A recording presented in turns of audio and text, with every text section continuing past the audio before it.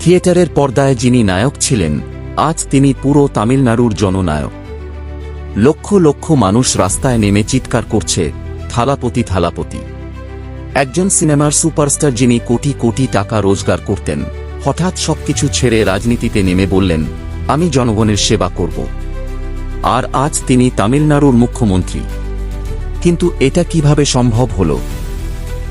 একজন অভিনেতা কিভাবে মাত্র 2 বছরে রাজ্যের সবচেয়ে বড় রাজনৈতিক শক্তি হয়ে উঠলেন?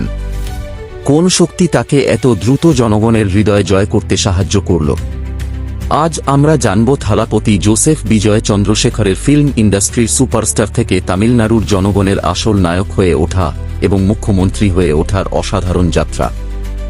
বিজয়ের জন্ম 1974 সালের 22 জুন চেন্নাইয়ে।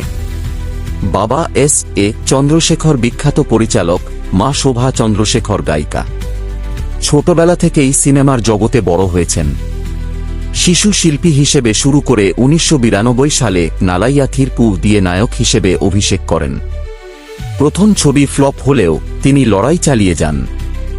2000 সালের পর ঘিল্লি, থুপ্পাক্কি, মাস্টার, লিওয়ের মতো ছবিতে অ্যাংরি ইয়াং ম্যান ইমেজ গড়ে তোলেন। প্রতিটি ছবিতে তিনি সাধারণ মানুষের সমস্যা, দুর্নীতি ও অসমতার বিরুদ্ধে লড়াই করেছেন। ফলে ফ্যানরা তাকে থালাপতি বলে ডাকতে শুরু করে। ধীরে ধীরে তার ফ্যান ক্লাব শুধু সিনেমার জন্য নয়, সামাজিক কাজেও সক্রিয় হয়ে ওঠে। গ্রামে গ্রামে, শহরে শহরে তার সমর্থকেরা সংগঠিত হতে থাকে। 2024 সালে বিজয় বড় সিদ্ধান্ত নেন। সিনেমার সর্বোচ্চ জনপ্রিয়তার মাঝে থেকেও অভিনয় ছেড়ে দিয়ে তিনি তামিলাগা ভেট্রি কোঝাগাম টিভেকে নামে নতুন রাজনৈতিক দল গঠন করেন। অনেকেই তখন বলেছিল এটা আত্মহত্যার সমান। কিন্তু বিজয় থামেননি। তিনি ঘরে ঘরে গিয়ে মানুষের কথা শুনতে শুরু করেন। রাজনীতিতে নামার পর থেকেই তাকে প্রচণ্ড বাধার মুখে পড়তে হয়। প্রতিষ্ঠিত দলগুলো তাকে অভিনেতা বলে ছোট করে দেখায়। মিডিয়ায় তাকে নিয়ে সমালোচনার ঝড় ওঠে। বলা হয়, রাজনীতি সিনেমা নয়, এখানে টিকতে পারবে না। দল গঠনের পর অর্থ, সংগঠন ও অভিজ্ঞতার অভাব নিয়েও প্রশ্ন ওঠে। অনেকে বিশ্বাস করেনি যে একজন নায়ক নতুন দল নিয়ে এত বড় রাজ্যে সফল হতে পারবেন। কিন্তু এখানেই আসে বড় টুইস্ট। যেখানে সবাই তাকে ব্যর্থ হতে দেখতে চেয়েছিল, সেখানে তার ফ্যান নেটওয়ার্ক বিশাল শক্তিতে পরিণত হয়। গ্রামের সাধারণ মানুষ, যুবক, নারী সবাই তার সততা ও সাধারণ জীবনযাপন দেখে আকৃষ্ট হয়। দুর্নীতিগ্রস্ত পুরনো রাজনীতির বিরুদ্ধে তিনি নতুন আশার প্রতীক হয়ে ওঠেন। মানুষের মনে বিশ্বাস জন্মায়, এই লোকটা আলাদা। সেই পারবে আমাদের রাজ্যের নতুন কাণ্ডারি হতে। আর এই বিশ্বাস থেকেই তামিলনাড়ুর জনগণ তার দলকে বিজয়ী করে।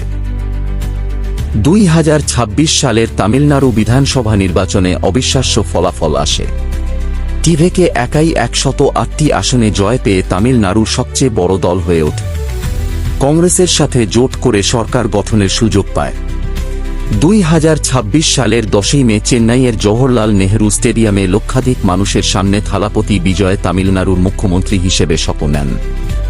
একজন অভিনেতা প্রথমবারের মতো নতুন দল নিয়ে এত বড় সাফল্য পেলেন, এটা তামিলনাড়ুর রাজনৈতিক ইতিহাসে ঐতিহাসিক মুহূর্ত। থালাপতি বিজয় প্রমাণ করলেন যে সিনেমার নায়ক থেকেও বাস্তবের নায়ক হওয়া সম্ভব। যারা তাকে নিয়ে সমালোচনা করেছিলেন, তিনি তাদের দেখিয়ে দিলেন দল গঠনের 2 বছরের মধ্যে কিভাবে সরকার গঠন করা যায়। তিনি শুধু ভোটে নয়, মানুষের হৃদয়ও জয় করেছেন। তার এই যাত্রা দেখিয়ে দিল, সাহস, সততা আর মানুষের প্রতি ভালোবাসা থাকলে অসম্ভবও সম্ভব হয়।